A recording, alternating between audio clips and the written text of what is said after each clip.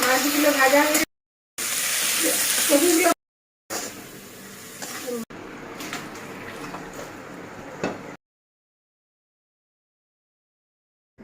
High বন্ধুরা, সবাই কেমন আছো? আশা করি সবাই ভালো আছো। আমি পুতুল, আপনারা দেখছেন পুতুলের রান্নাবাড়ি। পুতুলের রান্নাবাড়ি চ্যানেলে সবাইকে স্বাগত জানিয়ে আজকে আমি আমার রান্না শুরু করছি। আজকে রান্না ফুলকপি চিংড়ি। আমি ফুলকপি দিয়ে চিংড়ি বানাবো, সেই জন্য আমি চিংড়ি মাছগুলো ভেজে নিচ্ছি। দেখতে থাকুন। কড়াতে আগে থেকে কড়া গরম করতে বসিয়ে দিয়েছিলাম, তাতে তেল দিয়ে দিয়েছি। এবার চিংড়ি মাছগুলো দিয়ে দিচ্ছি।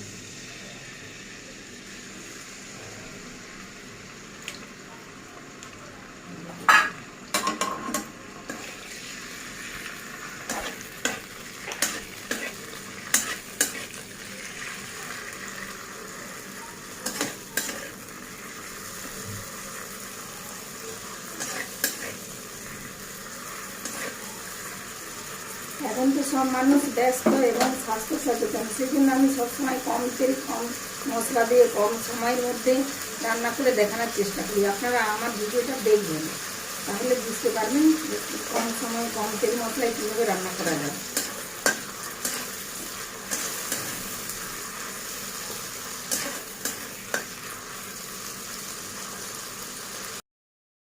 মাছগুলো ভাজা হয়ে গেছে, আর মাছগুলো তুলে নিচ্ছি। তুলে নিয়ে ওই তেলের মধ্যে কপিগুলো ভেজে নিই।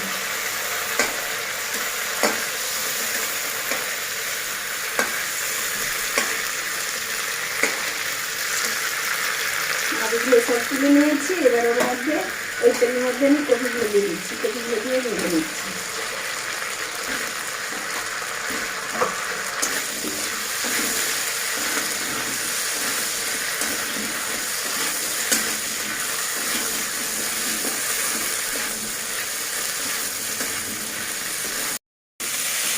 কপিগুলো ভাজা হয়ে গেছে, এবার আমি তুলে নিচ্ছি।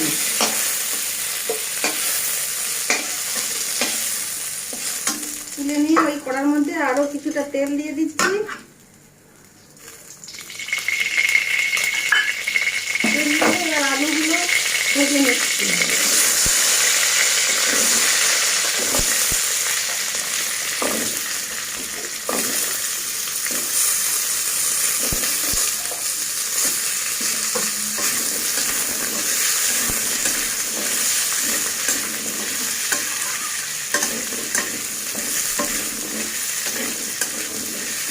আলুগুলো ভাজা ভাজা হয়ে গেছে, এবার ওইখানেই আমি আলুগুলো তুলবো না, মাঝারে একটু ফাঁকা করে আমি ফোড়নগুলো দিয়ে দিচ্ছি। একটা লঙ্কা, আর গোটা গরম মশলা, দারুচিনি, লবঙ্গ, এলাচ, আর কিছুটা জিরে, আর একটা তেজপাতা দিয়ে দিচ্ছি।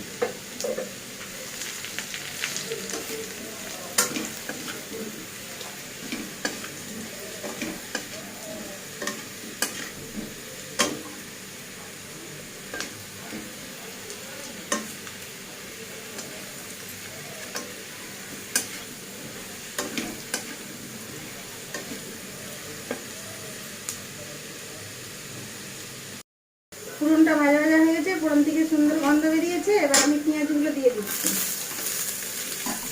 পেঁয়াজগুলো দিয়ে একটু ভাজা ভাজা করে নেবো, তারপরে আদা রসুন কাঁচা লঙ্কা সাথে দিয়ে দেবো।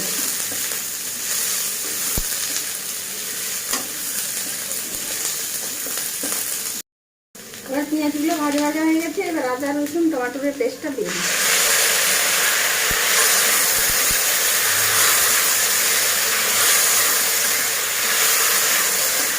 একটু কষিয়ে নেবো, তারপরে অন্য মশলা দেবো। কিছু করে মশলা নিয়েছি দেবো।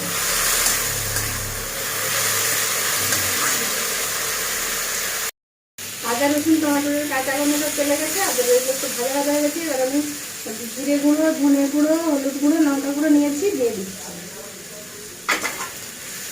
ভাজা শুকনো মশলাগুলো যাতে না পুড়ে যায়, সেই জন্য একটু সামান্য জল দিয়ে দিচ্ছি।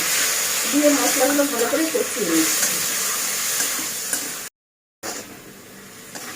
মশলাটা ভালো করে কষিয়ে নিই, নেওয়ার পরে ফুলকপি দেবো। আলু দিয়ে একটু মশলাটা কষিয়ে নিই ভালো করে।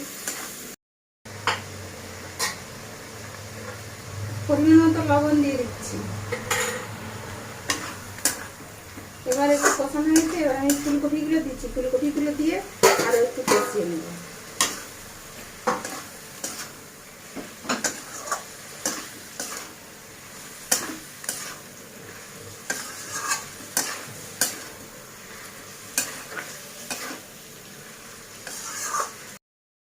মশলা থেকে তেল ছেড়ে দিচ্ছি। এবার ভেজে রাখা চিংড়ি মাছগুলো দিয়ে আর একটু কষিয়ে নিচ্ছি, তারপরে জল দেবো।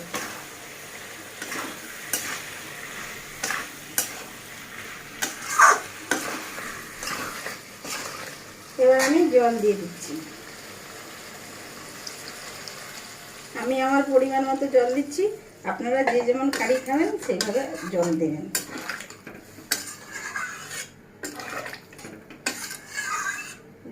জল দিয়ে আমি এখন 5-7 মিনিট হতে দেব।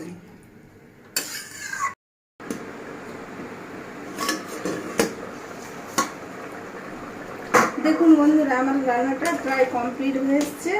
এবার আমি একটু গরম মশলা দিয়ে 5 মিনিট লো ফ্লেমে একটু ফুটিয়ে নেব, নিলেই আমার রান্নাটা কমপ্লিট হয়ে যাবে। লো ফ্লেমে 5 মিনিট ফুটে নিচ্ছি, নিয়ে আপনাদের দেখাচ্ছি।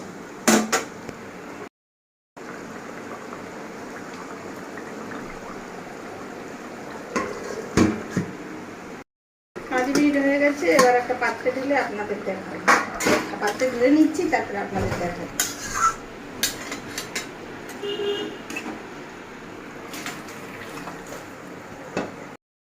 দেখুন বন্ধুরা, দেখতে কত সুন্দর হয়েছে। আমার ছেলেমেয়েরা একটু ঝোল খেতে পছন্দ করে বলে আমি একটু বেশি ঝোল খেয়েছি। আপনারা আপনাদের পরিমাণ মতো ঝোল রাখবেন। তাহলে আমার রান্না যদি ভালো লাগে তাহলে আমার চ্যানেলটাকে লাইক, শেয়ার এবং সাবস্ক্রাইব করবেন এবং এইভাবে আমার পাশে থাকবেন। আজকের মতো চাই টাটা বাই। আবার নতুন রান্না নিয়ে আপনাদের কাছে আসবো।